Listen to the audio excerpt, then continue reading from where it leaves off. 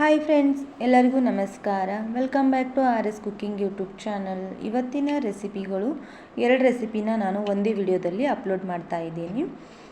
ಈ ಒಂದು ಸ್ವೀಟು ಮತ್ತು ಒಂದು ಖಾರ 2 ರೆಸಿಪಿ ಈವ್ನಿಂಗ್ ಸ್ನ್ಯಾಕ್ಸಿಗೆ ಅಂತಾನೆ ಫಟ್ ಅಂತ ನಾವು ರೆಡಿ ಮಾಡ್ಕೋಬಹುದು. ಇದು ಸ್ವೀಟ್ ಬಂದುಬಿಟ್ಟು ಉತ್ತರ ಕರ್ನಾಟಕದ ಸ್ಪೆಷಲ್ ಸ್ವೀಟು, ಹಾಗೆ ಒಂದು ಈವ್ನಿಂಗ್ ಸ್ನ್ಯಾಕ್ಸ್ ಅಂತ ಮಾಡ್ತಾಯಿದ್ದೀನಿ. ಸೊ ಇದು ಸ್ವೀಟ್ ಮಾಡೋದು ಅಷ್ಟೇನು ಕಷ್ಟ ಅಲ್ಲ, ಫಟ್ ಅಂತ ಈಸಿಯಾಗಿ ಮಾಡ್ಕೋಬೋದು. ಇದಕ್ಕೆ ಉತ್ತರ ಕರ್ನಾಟಕ ಸೈಡು ಕರ್ದಂಟು ಅಂತ ಕರೀತಾರೆ. ಇದನ್ನು ಪುಟಾಣಿ ಕರ್ದಂಟು ಅಂತ ನಾವು ಮಾಡ್ಕೋಬೋದು. ಬನ್ನಿ ಇದನ್ನು ಯಾವ ಥರ ಮಾಡ್ಕೊಳ್ಳೋದು ಅಂತ ಫಟ್ ಅಂತ ಈಸಿಯಾಗಿ ತೋರಿಸ್ತೀನಿ. ಹಾಗೆ ಇದ್ರ ಜೊತೆಗೆ ಕಾಂಬಿನೇಷನ್ ಖಾರ ರೆಸಿಪಿ ಅಂತ ಹೇಳಿದ್ನಲ್ಲ, ಇದು ಗೋಬಿ ಪಕೋಡ ಅಂತ ಕರೀತಾರೆ ಇದಕ್ಕೆ. ಸೊ ಗೋಬಿ ಪಕೋಡನೂ ಕೂಡ ಅಷ್ಟೇ, ಗೋಬಿ ಮಂಚೂರಿ ಮಾಡ್ಕೊಳ್ಳೋದಷ್ಟು ಕಷ್ಟ ಏನಲ್ಲ, ಬೇಗನೆ ಮಾಡ್ಕೋಬೋದು. ಡ್ರೈ ಗೋಬಿ ಪಕೋಡ ಅಂತ ಕರೀತಾರೆ. ಸೊ ಇವಾಗ ಫಸ್ಟಿಗೆ ಸ್ವೀಟ್ ಹೇಗೆ ಮಾಡ್ಕೊಳ್ಳೋದು ಅಂತ ನೋಡ್ಕೊಂಡು ಬರೋಣ ಬನ್ನಿ. ನಾನಿಲ್ಲಿ 1 ಕಪ್ ಆಗುವಷ್ಟು ಪುಟಾಣಿನ ತೊಗೊಂಡಿದ್ದೀನಿ. ನಾನು ಕರೆಕ್ಟ್ ಅಳತೆಯಲ್ಲಿ ಹೇಳ್ತೀನಿ, ಸೊ ಹಾಗಾಗಿ ನೀವು ಕರೆಕ್ಟಾಗಿ ಫಾಲೋ ಮಾಡಿ. ನೀವು ಚೂರು ಆ ಕಡೆ ಈ ಕಡೆ ಮಾಡಿದ್ರೆ ಅದು ಕರೆಕ್ಟಾಗಿ ಬರೋದಿಲ್ಲ. ಸೊ ಅದಕ್ಕೋಸ್ಕರ ಹೇಳ್ತಾ ಇದ್ದೀನಿ. 1 ಕಪ್ ಆಗುವಷ್ಟು ನಾನು ಪುಟಾಣಿನ ತೊಗೊಂಡಿದ್ದೀನಿ.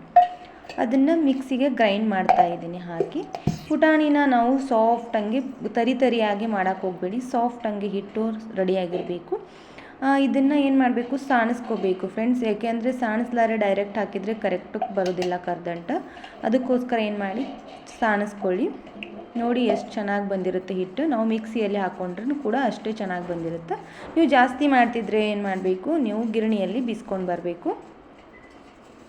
ನಾನು ಸ್ವಲ್ಪ ಮಾಡಿ ತೋರಿಸೋದ್ರಿಂದ ಮಿಕ್ಸಿಯಲ್ಲಿ ಹಾಕ್ತಾಯಿದ್ದೀನಿ. ನೋಡಿ ಎಷ್ಟು ಕರೆಕ್ಟ್ ಸಾಫ್ಟಂಗೆ ಬಂದಿದೆ. ಹಿಟ್ಟನ್ನು ಕೈಯಲ್ಲಿ ಹಿಂಗೆ ನೋಡಿದರೆ, ಒಂದು ಪ್ರೆಸ್ ಮಾಡಿ ನೋಡಿದರೆ ಏನಾಗಬೇಕು ಅಂದರೆ ಹಿಟ್ಟು ಹಿಂಗೆ ಮುದ್ದೆ ಆಗಿರಬೇಕು, ಸಾಫ್ಟಂಗೆ ಬಂದಿರಬೇಕು. ಆ ಥರ ಇದ್ದರೆ ಮಾತ್ರ ಅದು ಕರ್ದಂಟು ಚೆನ್ನಾಗಿ ಬರುತ್ತೆ. ಸೊ ನಾನು ಇಲ್ಲೇನು ಮಾಡ್ತಾಯಿದ್ದೀನಿ, 1 ಕಪ್ ನಾನು ಪುಟಾಣಿ ತೊಗೊಂಡಿದ್ನಲ್ವ, ಅದೇ ಕಪ್ಪಿನಲ್ಲಿ ಕರೆಕ್ಟಂಗೆ 1 ಕಪ್ ಆಗುವಷ್ಟು ಸಕ್ಕರೆನ ತೊಗೋಬೇಕು. ಒಂಚೂರು ಕಡಿಮೆ ಇದ್ದರೆ ನಡೀತದೆ, ಆದರೆ ಅದಷ್ಟೇ ತೊಗೋಬೇಕಂತೇನಿಲ್ಲ. ಚೂರು ಕಡಿಮೆ ಇದ್ದರೂ ಸಕ್ಕರೆ ನಡೀತದೆ. ಅದಕ್ಕೆ ಏನು ಮಾಡಬೇಕು, ಅರ್ಧ ಕಪ್ ಆಗುವಷ್ಟು ನೀರು ಹಾಕ್ಕೋಬೇಕು. ಅದೇ ಸಕ್ಕರೆ ತೊಗೊಂಡಿದ್ದು ಕಪ್ಪಲ್ಲೇ ಅರ್ಧ ಕಪ್ ಆಗುವಷ್ಟು ನೀರನ್ನು ಹಾಕ್ಕೋಬೇಕು. ಜಾಸ್ತಿ ಹಾಕ್ಕೊಂಡ್ರೆ ನಮಗೆ ಪಾಕ ಬರೋಕ್ಕೆ ಲೇಟ್ ಆಗುತ್ತೆ ಫ್ರೆಂಡ್ಸ್. ಅದಕ್ಕೋಸ್ಕರ ಅರ್ಧ ಕಪ್ಪಿನಷ್ಟು ಹಾಕ್ಕೊಂಡ್ರೆ ಕರೆಕ್ಟಾಗಿ ಬರುತ್ತೆ. ನಾನು ಹೇಳಿದ ರೀತಿಯಲ್ಲಿ ನೀವು ಕರೆಕ್ಟಂಗೆ ಫಾಲೋ ಮಾಡಿದರೆ ಕರ್ದಂಟು ಪರ್ಫೆಕ್ಟಾಗಿ ಸಾಫ್ಟಂಗೆ ಬರುತ್ತೆ. ಇಲ್ಲ ನೀವು ಹೆಚ್ಚು ಕಡಿಮೆ ಮಾಡಿದರೆ ಅದು ಕರ್ದಂಟ ಒಂದಿಷ್ಟು ಅಳಸಾಗೋ ಚಾನ್ಸಸ್ಸರೇ ಇರುತ್ತೆ, ಇಲ್ಲ ಅಂದರೆ ಗಟ್ಟಿಯಾಗೋ ಚಾನ್ಸಸ್ಸರೇ ಇರುತ್ತೆ. ಸೊ ತುಂಬ ಜನಕ್ಕೆ ಕರ್ದಂಟು ಮಾಡಬೇಕಾದ್ರೆ ಕೆಡಿಸೋ ಜಾಸ್ತಿ ಮಾಡ್ತೀರಾ. ಸೊ ಅದಕ್ಕೋಸ್ಕರ ಹೇಳ್ತಿದ್ದೀನಿ, ನಾನು ಹೇಳೋದ ರೀತಿಯಲ್ಲಿ ನೀವು ಪರ್ಫೆಕ್ಟಂಗೆ ಅಳತೆ ತೊಗೊಂಡ್ರೆ ಎಲ್ಲಿ ಏನು ಚೂರೂ ಏನೂ ಆಗೋದಿಲ್ಲ. ಸೊ ಒಂದು ಸಲ ನೀವು ಬೇಕಿದ್ದರೆ ಟ್ರೈ ಮಾಡ್ಬೋದು. ನಾನಿಲ್ಲಿ ಏಲಕ್ಕಿ ಪುಡಿನ ನಾನು ಸಕ್ಕರೆ ಕುದಿಸ್ಕೋಬೇಕಾದ್ರೆ ಹಾಕೋತಾ ಇದ್ದೀನಿ ಫ್ರೆಂಡ್ಸ್. ನೀವು ಏಲಕ್ಕಿ ಪುಡಿ ಲಾಸ್ಟಲ್ಲಿ ಕೂಡ ಹಾಕೋಬೋದು. ನಾನು ಸಕ್ಕರೆಯಲ್ಲಿ ಕುದಿಸ್ಕೊಂಡು ಈ ಥರ ನೋಡಿ ಪಾಕ ರೆಡಿಯಾಗಿದೆ. ಸೊ ಇವಾಗ ಇದನ್ನು ಹೇಗೆ ಚೆಕ್ ಮಾಡ್ಕೊಳ್ಳೋದು ಅಂತಲೂ ಕೂಡ ನಾನು 2 ಮೆಥಡಲ್ಲಿ ತೋರಿಸ್ತೀನಿ. ಒಂದು ನೀರು ತೊಗೋಬೇಕು. ಒಂದು ಬೌಲಲ್ಲಿ ನೀರು ತೊಗೊಂಡು ಅದಕ್ಕೆ ಏನು ಮಾಡಬೇಕು, ಸಕ್ಕರೆ ಪಾಕನ ನಾವು ಹಾಕ್ಕೊಂಡಿರ್ತೀವಲ್ವ, ಅದನ್ನು ಒಂದಿಷ್ಟು ಸ್ವಲ್ಪ ಹಾಕ್ಕೊಂಡು ನೀರಲ್ಲಿ ಈ ಥರ ಮುದ್ದೆಯಾಗಿ ಆಗಬೇಕದು. ಕೈಗೆ ಈ ಥರ ಸಕ್ಕರೆ ಸಪ್ರೇಟಾಗಿ ಪಾಕ ಬಂದಿರುತ್ತೆ. ನೀರಲ್ಲಿ ಮಿಕ್ಸ್ ಆಗಬಾರ್ದು. ಅದು ನೀರಲ್ಲಿ ಮಿಕ್ಸ್ ಆಯಿತು ಅಂದ್ರೆ ಅದು ಪಾಕ ಇನ್ನೂ ರೆಡಿ ಆಗಿಲ್ಲ ಅಂತ ಅರ್ಥ. ಸೊ ಇನ್ನೊಂದು ರೀತಿಯಲ್ಲಿ ನಿಮಗೆ ತೋರಿಸ್ತೀನಿ ಬನ್ನಿ. ಈ ಥರ ಗೊತ್ತಾಗಿಲ್ಲ ಅಂದರೆ ಇನ್ನೊಂದು ರೀತಿಯಲ್ಲಿ ನಾನು ತೋರಿಸ್ತಾ ಇದ್ದೀನಿ. ಇದನ್ನು ಏನು ಮಾಡಬೇಕು, ಈ ಥರ ನಾವು ಸ್ಪೂನ್ಲಿ ಹತ್ತಿರುತ್ತಲ್ಲ ಅದನ್ನು ತೊಗೊಂಡು ಈಗ 2 ಕೈಗೆ ಅಂಟಿಸ್ಬೇಕು. ಅದು ಒಂದೇ ಎಳೆ ಬರಬೇಕು ಫ್ರೆಂಡ್ಸ್. 2 ಎಳೆ ಬಂದರೆ ಪಾಕ ಇನ್ನೂ ಗಟ್ಟಿಯಾಗಿ ಬರುತ್ತೆ. ಆಗ ಕರ್ದಂಟ ಗಟ್ಟಿಯಾಗಿರುತ್ತೆ, ಅದು ಬಿರುಸಾಗೋ ಚಾನ್ಸಸ್ ಇರುತ್ತೆ, ಸಾಫ್ಟಂಗೆ ಬರೋದಿಲ್ಲ. ಸೊ ಈ ಥರ ಪ್ರೆಸ್ ಮಾಡಿದರೆ ನೋಡಿ ನಾನು ಬರ್ತಾಯಿದೆ ನೋಡಿ, ಒಂದೇ ಎಳೆ ಮಾತ್ರ ಬರಬೇಕು, ಅಂದ್ರೇ ಪರ್ಫೆಕ್ಟಾಗಿ ಬರೋಕ್ಕೆ ಸಾಧ್ಯ. ಅದಕ್ಕೋಸ್ಕರ ಹೇಳ್ತೀನಿ, ಪಾಕ ತೊಗೊಳ್ಳೋದು ಅಷ್ಟು ಈಸಿ ಅಲ್ಲ ಫ್ರೆಂಡ್ಸ್. ಅದಕ್ಕೆ ಒಂದು ಸಲ ನೀವು 2-3 ಸಲನೂ ಚೆಕ್ ಮಾಡ್ಕೊಳ್ಳಿ. ಒಂದೇ ಸಲಕ್ಕೆ ಚೆಕ್ ಮಾಡ್ಕೊಂಡು ಬಿಡೋಕ್ಕೆ ಹೋಗಬೇಡಿ. ನೀರಲ್ಲಿ ಹಾಕಿದ ಮೇಲೆ ಕೂಡ ಕೂಡ್ತಿತ್ತು ಅಂದರೆ ಅದನ್ನು ಮಾಡೋಕ್ಕೆ ಹೋಗಬೇಡಿ, ಇನ್ನೂ ಸ್ವಲ್ಪ ಕುದಿಸ್ಕೊಂಡು ಹಾಕಿ. ಇವಾಗ ನಾನು ಅಷ್ಟು ಹಿಟ್ಟನ್ನು ನಾನು ಹಾಕೋತಾ ಇದ್ದೀನಿ. 1 ಕಪ್ ಎಷ್ಟು ಹಿಟ್ಟಾಗಿದೆ ನೋಡಿ, ಅಷ್ಟು ಹಿಟ್ಟನ್ನು ಕೂಡ ನೀವು ಹಾಕ್ಕೊಳ್ಳಿ. ಈ ಥರ ಸಾವಕಾಶಾಗಿ ಮಿಕ್ಸ್ ಮಾಡ್ಕೋಬೇಕು, ಗಂಟಾಗೋ ಚಾನ್ಸಸ್ ಏನಿರಲ್ಲ. ನಾವು ಇದನ್ನು ಗ್ಯಾಸನ್ನು ಆಫ್ ಮಾಡಿಕೊಂಡು ಹಾಕ್ಕೋಬೇಕು. ಹಿಟ್ಟು ಹಾಗೆ ಹಾಕೋಕ್ಕೆ ಹೋಗಬೇಡಿ, ಗ್ಯಾಸ್ ಆನ್ ಇಟ್ಕೊಂಡು ಹಾಕೋದ್ರಿಂದ ಸೀದೋಗೋ ಚಾನ್ಸಸ್ ಇರುತ್ತೆ. ಅದಕ್ಕೋಸ್ಕರ ಗ್ಯಾಸ್ ಆಫ್ ಮಾಡಿಕೊಂಡು ಹಾಕ್ಕೊಳ್ಳಿ ಫ್ರೆಂಡ್ಸ್. ಇದನ್ನು ಈ ಥರ ಮಿಕ್ಸ್ ಮಾಡೋದ್ರಿಂದ ಚೆನ್ನಾಗಿ ಮಿಕ್ಸ್ ಮಾಡಬೇಕು. ಯಾಕೆಂದರೆ ಗಂಟಾಗೋದಿಲ್ಲ. ಅದೇನು ಎಷ್ಟು ನೀವು ಸಾವಕಾಶಾಗಿ ಮಿಕ್ಸ್ ಮಾಡಿದ್ರೂ ಕೂಡ ಗಂಟಾಗೋದಿಲ್ಲ. ಅದಕ್ಕೋಸ್ಕರ ಸಾವಕಾಶಾಗಿ ಮಿಕ್ಸ್ ಮಾಡ್ಕೊಳ್ಳಿ. ಎಲ್ಲನೂ ಕರೆಕ್ಟಾಗಿ ಮಿಕ್ಸ್ ಆಗೋವರೆಗೂ ಇದೇ ಥರ ಮಾಡ್ಕೋಬೇಕು. ನೋಡಿ ನಂದು ಯಾವ ಥರ ಬರ್ತಾ ಇದೆ.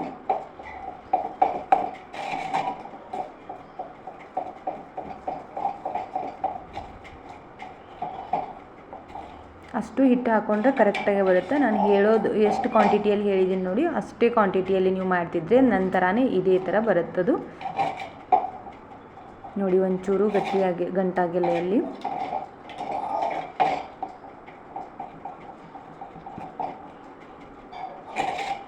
ಹಾಗೆ ಗಟ್ಟಿ ಆಗ್ತಾ ಬಂದಂಗೆ ಹಿಟ್ಟು ರೆಡಿಯಾಗಿದೆ ಅಂತ ಅರ್ಥ.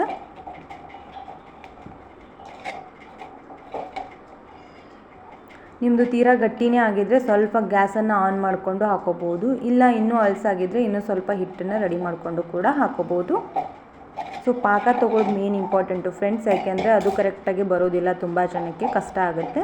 ಅದಕ್ಕೋಸ್ಕರ ನೋಡಿ ನಂದು ಎಷ್ಟು ಕರೆಕ್ಟಾಗಿ ಬಂದಿದೆ. ಇವಾಗ ಏನು ಮಾಡಬೇಕು, ಒಂದು ಪ್ಲೇಟ್ ತೊಗೊಂಡು ಅದಕ್ಕೆ ತುಪ್ಪ ಹಚ್ಕೋಬೇಕು ಫ್ರೆಂಡ್ಸ್.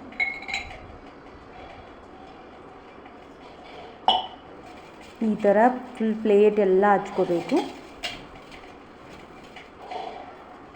ತುಪ್ಪ ಹಚ್ಚೋದ್ರಿಂದ ಬೇಗನೆ ಕರ್ದಂಟೆ ಎದ್ದು ಬರುತ್ತೆ. ಅದಕ್ಕೋಸ್ಕರ ನಾವು ತುಪ್ಪ ಹಚ್ಕೋಬೇಕು. ಇಲ್ಲಾಂದರೆ ನೀವು ಎಣ್ಣೆ ಇದ್ದರೆ ಎಣ್ಣೆ ಕೂಡ ಹಚ್ಕೋಬೋದು, ಪರವಾಗಿಲ್ಲ.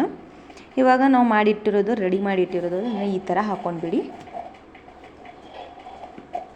ಇದೇ ಥರ ಬರಬೇಕು ಫ್ರೆಂಡ್ಸ್, ಇಲ್ಲಾಂದರೆ ಕರೆಕ್ಟಾಗಿ ಬರೋದಿಲ್ಲ ಮೆತ್ತಗೆ. ಇವಾಗ ಇದನ್ನು ಇಷ್ಟು ಹಾಕಿದ್ಮೇಲೆ ಪ್ಲೇಟ್ನ ತೊಗೊಂಡು ಹಿಂಗೆ ಸ್ವಲ್ಪ ಅಲಗಡಿಸ್ಬೇಕು. ಯಾಕಂದರೆ ಅದು ಒಂದೇ ಜಾಗದಲ್ಲಿ ಕೂತಿರುತ್ತೆ. ಅದಕ್ಕೋಸ್ಕರ ಹೀಗೆ ಮಾಡೋದ್ರಿಂದ ಎಲ್ಲ ಕಡೆ ಸ್ಪ್ರೆಡ್ ಆಗುತ್ತದು.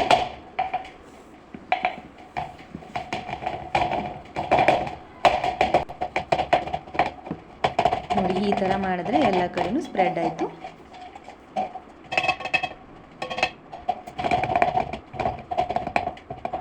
ಇದಕ್ಕೆ ನಾವು ಒಂದು 10 ನಿಮಿಷ ಬಿಡಬೇಕು ಫ್ರೆಂಡ್ಸ್. ಏಕೆಂದರೆ ಅದು ಈ ಸದ್ಯಕ್ಕೆ ಕಟ್ ಮಾಡೋಕ್ಕಾಗೋದಿಲ್ಲ. 10 ನಿಮಿಷ ಆರಿದ ಮೇಲೆ ಕಟ್ ಮಾಡ್ಕೋಬೇಕು. ನೋಡಿ ನಾನು 10 ನಿಮಿಷ ಬಿಟ್ಟಾದಮೇಲೆ ಸ್ವಲ್ಪ ಬಿಸಿ ಇರುತ್ತೆ, ಜಾಸ್ತಿ ಬಿಸಿ ಇರಬಾರ್ದು. 10 ನಿಮಿಷ ಆದಮೇಲೆ ನೋಡಿ ಎಷ್ಟು ಪರ್ಫೆಕ್ಟಾಗಿ ಕಟ್ ಮಾಡೋಕ್ಕೆ ಬರ್ತಾಯಿದೆ. ನಿಮ್ಗೆ ಯಾವ ಸೈಜಲ್ಲಿ ಬೇಕೋ ಆ ಸೈಜಲ್ಲಿ ನೋಡಿಕೊಂಡು ನೀವು ಕಟ್ ಮಾಡ್ಕೋಬೋದು. ನೋಡಿ ಒಂಚೂರೂ ಹತ್ತಾ ಇಲ್ಲ. ನಾನು ಸ್ವಲ್ಪ ಬಿಸಿ ಇದೆ, ಜಾಸ್ತಿ ಬಿಸಿ ಇಲ್ಲ. ನೋಡ್ಕೊಂಡು ಕಟ್ ಮಾಡ್ಕೊಳ್ಳಿ. ನಾನು ಬಿಡಿಸೋದೇ ಬೇಡ, ಎಷ್ಟು ಕರೆಕ್ಟಾಗಿ ಬಂದಿದೆ ಅಂತ ನೋಡಿ. ಇದ್ರಗಡೆ ಮೇಲ್ಗಡೆ ಏನು ಮಾಡ್ತಾರೆ, ನಾವು ಕರ್ದಂಟು ಹಾಕ್ಕೊಂಡಾದ್ಮೇಲೆ ನೀವು ಕಸಗಸೆ ಮತ್ತು ಕೊಬ್ಬರಿ ಇದನ್ನು ತುರಿನೂ ಹಾಕೋಬೋದು. ನಾನು ಏನೂ ಹಾಕೋತಾ ಇಲ್ಲ, ಸಿಂಪಲ್ಲಾಗಿ ಮಾಡಿರೋದ್ರಿಂದ ಈ ಥರ ಬಂದಿದೆ. ನೀವು ಮೇಲ್ಗಡೆ ಸ್ವಲ್ಪ ಡೆಕೋರೇಷನ್ಗೆ ಅಂತ ಡ್ರೈ ಫ್ರೂಟ್ಸ್ ಆಗಲಿ ಬೇರೆ ಯಾವುದಾದ್ರೂ ನೀವು ಗಸಗಸೆ ಆಗಲಿ ಎಲ್ಲನೂ ಹಾಕೋಬೋದು. ನೋಡಿ ಎಷ್ಟು ಕರೆಕ್ಟಂಗೆ ಎಲ್ಲನೂ ಕರ್ದಂಟೆ ರೆಡಿಯಾಗಿದೆ. ಕರೆಕ್ಟ್ ಅಳತೆಯಲ್ಲಿ ಮಾಡೋದ್ರಿಂದ ಯಾವುದೇ ಥರನೂ ಕೆಡೋದಿಲ್ಲ. ಹಾಗೆ ನಮ್ಮ ಚಾನಲ್ನ ಮಧ್ಯದಲ್ಲಿ ವಿಡಿಯೋ ಇಷ್ಟ ಆಗಿತ್ತಂದರೆ ಕರ್ದಂಟು ಇಷ್ಟ ಆಗಿದ್ದರೆ ಒಂದು ಲೈಕ್ ಕೊಡಿ. ಇವಾಗ ನಾನು ಗೋಬಿ ಬಜ್ಜಿನ ಯಾವ ಥರ ಮಾಡೋದು ಅಂತ ನೋಡೋಣ ಬನ್ನಿ. ಗೋಬಿ ಬಜ್ಜಿ ಅಂತಲೂ ಕೂಡ ಅಂದ್ಕೊಳ್ಳಿ, ಇಲ್ಲ ಗೋಬಿ ಪಕೋಡ ಅಂತಲೂ ಕೂಡ ನೀವು ಅಂದ್ಕೊಳ್ಳಿ. ಕರ್ದಂಟು ಇಷ್ಟ ಆಗಿತ್ತಂದರೆ ಮಧ್ಯದಲ್ಲಿ ಲೈಕ್ ಕೊಡಿ. ಇವಾಗ ಗೋಬಿ ಪಕೋಡ ಯಾವ ಥರ ಮಾಡೋದು ಅಂತ ನೋಡೋಣ ಬನ್ನಿ. ಸೊ ಗೋಬಿ ಪಕೋಡ ಮಾಡೋದಕ್ಕೆ ನೀವು ಎಷ್ಟು ಮಾಡ್ಕೋತೀರಾ ಕ್ವಾಂಟಿಟಿ ನೋಡಿಕೊಂಡು ಫುಲ್ ಒಂದು ಗೋಬಿ ಆದರೂ ತೊಗೋಬೋದು. ಇಲ್ಲ ನಿಮಗೆ 1 ಪ್ಲೇಟ್ ಅಥವಾ 2 ಪ್ಲೇಟ್ ಮಾಡೋದಿತ್ತಂದ್ರೂ ನಾನು ತೊಗೊಂಡಿದ್ದೀನಿ ನೋಡಿ, ಈ ಥರ ತೊಗೋರಿ ಕ್ವಾಂಟಿಟಿನ. ಸೊ ಗೋಬಿನ ಎಲ್ಲನೂ ಈ ಥರ ಒಂದೊಂದಾಗಿ ಬಿಡಿಸ್ಕೋಬೇಕು ಫ್ರೆಂಡ್ಸ್.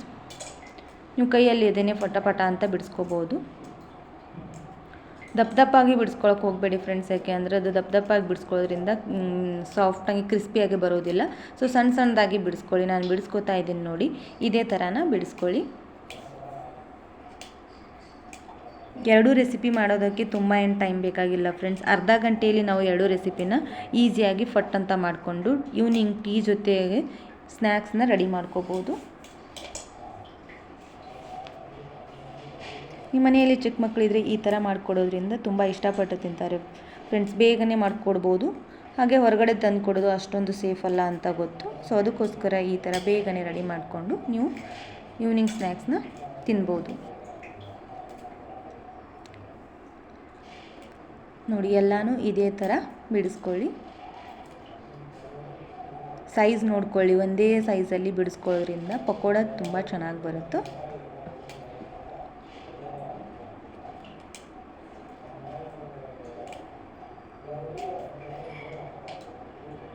ಹಾಗೆ ನಮ್ಮ ಚಾನಲ್ನ ಫಸ್ಟ್ ಟೈಮ್ ನೀವೇನಾದರೂ ನೋಡ್ತಾ ಇದ್ದರೆ ದಯವಿಟ್ಟು ಸಬ್ಸ್ಕ್ರೈಬ್ ಮಾಡ್ಕೊಳ್ಳಿ. ಹಾಗೆ ಪಕ್ಕದಲ್ಲಿರೋ ಬೆಲ್ ಐಕನ್ನು ಕೂಡ ಪ್ರೆಸ್ ಮಾಡ್ಕೊಳ್ಳಿ ಫ್ರೆಂಡ್ಸ್, ಯಾಕೆಂದರೆ ನಾನು ಹಾಕೋ ವಿಡಿಯೋನ ಫಸ್ಟ್ ನಿಮಗೆ ನೋಟಿಫಿಕೇಷನ್ ಮೂಲಕ ತಲುಪುತ್ತೆ. ಅದಕ್ಕೋಸ್ಕರ ಪಕ್ಕದಲ್ಲಿರೋ ಬೆಲ್ ಐಕನ್ನ ಪ್ರೆಸ್ ಮಾಡ್ಕೊಳ್ಳಿ.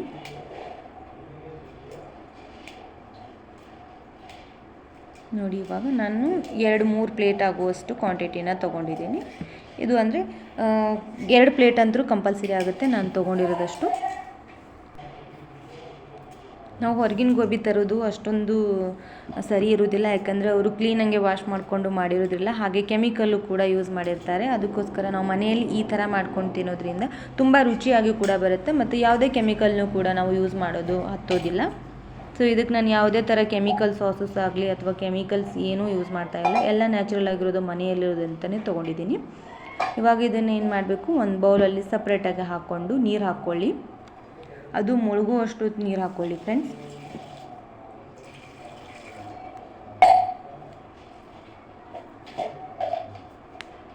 ಇವಾಗ ಅದಕ್ಕೆ ರುಚಿಗೆ ಉಪ್ಪು ಹಾಕ್ಕೊಳ್ಳಿ. ಅಂದರೆ ಹುಳ ಅದ್ರೊಳಗೆ ಏನಾದ್ರು ಹುಳ ಇತ್ತಿದ್ದು ಅಂದರೆ ಎಲ್ಲ ಹೊರಗೆ ಬರುತ್ತೆ. ಉಪ್ಪು ಹಾಕಿ, ನೀರು ಹಾಕಿ ಮತ್ತು ಅರಿಶಿನ ಹಾಕಿ. ಅರಿಶಿನ ಹಾಕೋದ್ರಿಂದನೂ ಅಷ್ಟೇ ಕೂಡ ಫ್ರೆಂಡ್ಸ್, ಅದು ಒಳಗಿಂದ ಇರೋದೆಲ್ಲ ಹುಳನೂ ಹೊರಗೆ ಬರೋ ಚಾನ್ಸಸ್ ಇರುತ್ತೆ. ನೀರಲ್ಲಿ ನಾವು ಇದನ್ನು 2 ನಿಮಿಷ ಕುದಿಸ್ಕೋಬೇಕು. ಸೊ ಈ ಥರ ಎಲ್ಲ ಮಿಕ್ಸ್ ಮಾಡಿಕೊಂಡು ಗ್ಯಾಸ್ ಆನ್ ಮಾಡಿಕೊಂಡು 2 ನಿಮಿಷನ ನಾವು ಇದನ್ನು ಕುದಿಸ್ಕೋಬೇಕು. ಏನೇ ಹೊಲಸಿದ್ರು ಏನೇ ಇದ್ರೂ ಎಲ್ಲನೂ ನೀರಲ್ಲಿ ಬಿಡುತ್ತೆ ಅದು ಸಪ್ರೇಟಾಗಿ. ನೋಡಿ, ನಾನು ಕುದಿಸ್ಕೋತಾ ಇದ್ದೀನಿ ನೋಡಿ ಈ ಥರ. ಜಾಸ್ತಿ ಹೊತ್ತು ಬೇಯಿಸ್ಕೊಳ್ಳೋಕೆ ಹೋಗಬೇಡಿ, ಯಾಕೆಂದರೆ ತುಂಬ ಮೆತ್ತಗಾದರೆ ಪಕೋಡ ಸರಿಯಾಗಿ ಬರೋದಿಲ್ಲ. ಬರೀ 2 ನಿಮಿಷದಲ್ಲಿ ನಾವು ಲೋ ಫ್ಲೇಮಲ್ಲಿ ಇಟ್ಕೊಂಡು ಏನಾದರೂ ಹೊಲಸಿದ್ರೆ ಅದು ನೀರಲ್ಲಿ ಬಿಡುತ್ತಂತ ಈ ಥರ ಕುದಿಸ್ಕೋತಾರೆ ನೋಡಿ. ಇವಾಗ ಸ್ವಲ್ಪ ಚೇಂಜ್ ಆಯಿತು ಕಲರ್. ಇದು ಸಪ್ರೇಟಾಗಿ ನೀರನ್ನು ತಕ್ಕೊಂಡ್ಬಿಡಿ. ಪಕೋಡ ಮಾಡೋದಕ್ಕೆ ಏನು ಜಾಸ್ತಿ ಬೇಕಾಗಿಲ್ಲ ಫ್ರೆಂಡ್ಸ್. ನಾನಿಲ್ಲಿ ಅಕ್ಕಿ ಹಿಟ್ಟನ್ನು ಹಾಕೋತಾ ಇದ್ದೀನಿ. ನಿಮ್ಮ ಹತ್ರ ಅಕ್ಕಿ ಹಿಟ್ಟಿಲ್ಲ ಅಂದರೆ ಇನ್ಸ್ಟಂಟಾಗಿ ನೀವು ಅಕ್ಕಿನ ಮಿಕ್ಸಿಯಲ್ಲಿ ಹಾಕ್ಕೊಂಡು ಕೂಡ ಮಾಡ್ಕೋಬೋದು. ಇವಾಗ ಕಡಲೆ ಹಿಟ್ಟು 2 ಸ್ಪೂನ್ ಆಗುವಷ್ಟು ಅಕ್ಕಿ ಹಿಟ್ಟು ಹಾಕ್ಕೊಂಡು, ಕಡಲೆ ಹಿಟ್ಟು ನೀವು ನೋಡಿಕೊಂಡು ನಿಮ್ಗೆ ಎಷ್ಟು ಬೇಕೋ ಅಷ್ಟು ಹಾಕ್ಕೊಳ್ಳಿ. ಇದಕ್ಕೆ ಅರಿಶಿನ ಹಾಕೋತಾ ಇದ್ದೀನಿ. ಹಾಗೆ ಕೆಂಪು ಖಾರ ಕೂಡ ಹಾಕೋತಾ ಇದ್ದೀನಿ. ಶುಂಠಿ ಬೆಳ್ಳುಳ್ಳಿ ಪೇಸ್ಟು, ಸ್ವಲ್ಪ ಅಜ್ವೈನ್ ಹಾಕೋತಾ ಇದ್ದೀನಿ. ನೀವು ಇಷ್ಟ ಇದ್ದರೆ ಹಾಕೋಬೋದು, ಇಲ್ಲಾಂದರೆ ಸ್ಕಿಪ್ ಮಾಡಬೇಕು. ಅದೇನು ಹಾಕೋಬೇಕಂತೇನು ಕಂಪಲ್ಸರಿ ಇಲ್ಲ. ಸೊ ಎಲ್ಲನೂ ಹಾಕಿ, ನಾನು ಉಪ್ಪು ಮಿಸ್ ಮಾಡಿದ್ದೆ, ಅದಕ್ಕೋಸ್ಕರ ಲಾಸ್ಟಲ್ಲಿ ಹಾಕ್ಕೊಂಡಿದ್ದೀನಿ ನಾನು. ಅದಕ್ಕೆ ನೀವು ಇವಾಗೇ ಉಪ್ಪನ್ನು ಕೂಡ ರುಚಿಗೆ ತಕ್ಕಷ್ಟು ನೋಡ್ಕೊಂಡು ಹಾಕ್ಕೊಳ್ಳಿ. ಆಲ್ರೆಡಿ ನಾವು ಗೋಬಿಯಲ್ಲಿ ಉಪ್ಪು ಹಾಕಿ ಕುದಿಸೋದ್ರಿಂದ ಸ್ವಲ್ಪ ಉಪ್ಪಿನ ಅಂಶ ಇರುತ್ತೆ. ಅದಕ್ಕೋಸ್ಕರ ನೋಡಿಕೊಂಡು ರುಚಿಗೆ ತಕ್ಕಷ್ಟು ಉಪ್ಪನ್ನು ಹಾಕ್ಕೊಂಡು ಕೂಡ ನೀವು ಮಿಕ್ಸ್ ಮಾಡ್ಕೊಳ್ಳಿ. ನಾನಿವಾಗ ಮಿಸ್ ಮಾಡಿದ್ದೀನಿ, ಅದಕ್ಕೆ ಸ್ವಲ್ಪ ಕಲಸಾದ್ಮೇಲೆ ಹಾಕೋತಾ ಇದ್ದೀನಿ. ನೀವು ಸ್ವಲ್ಪ ಇವಾಗ ನೋಡಿಕೊಂಡು ರುಚಿಗೆ ತಕ್ಕಷ್ಟು ಹಾಕ್ಕೊಳ್ಳಿ. ಕಲಿಸ್ಬೇಕಾದ್ರೆ ಅಷ್ಟೇ ಫ್ರೆಂಡ್ಸ್, ತೀರಾ ಅಳಸಾಗಿ ಕಲಸಕ್ಕೆ ಹೋಗಬೇಡಿ. ಈ ಥರ ಸ್ವಲ್ಪ ಡ್ರೈ ಇರಬೇಕು. ಎಲ್ಲ ಅಕ್ಕಿ ಹಿಟ್ಟು, ಕಡಲೆ ಹಿಟ್ಟು ಎಲ್ಲನೂ ಗೋಬಿಗೆ ಹತ್ತಿರಬೇಕು. ಅಂದರೆ ಕರೆಕ್ಟಾಗಿ ಎಣ್ಣೆಯಲ್ಲಿ ಬಿಟ್ಟ ಮೇಲೆ ಅದು ಕ್ರಿಸ್ಪಿಯಾಗಿ ಬರುತ್ತೆ. ಅದಕ್ಕೋಸ್ಕರ ನೋಡಿ, ನಾನು ಇವಾಗ ಉಪ್ಪು ಹಾಕೋತಾ ಇದ್ದೀನಿ. ಮಿಸ್ ಮಾಡಿರೋ ಕಾರಣ ನೀವು ಮತ್ತೆ ಉಪ್ಪು ಹಾಕೊಳ್ಳೋಕೆ ಹೋಗಬೇಡಿ.